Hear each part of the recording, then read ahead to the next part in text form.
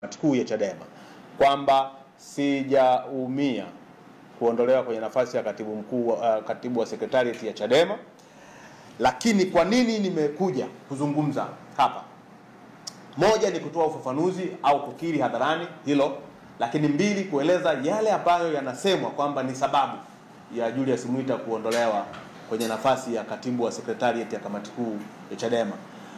Ukisoma taarifa ya chombo kimoja cha habari kimenukuu message zinazoonekana kusambaa mitandaoni, na kwamba kuna kundi linaitwa G55 liliundwa linapinga msimamo wa chama kuhusu no reform no election, na kwamba huu kupinga msimamo wa chama ni usaliti, ni uhaini, watu wanatakiwa wafukuzwe wanachama na mambo mengi kama haya.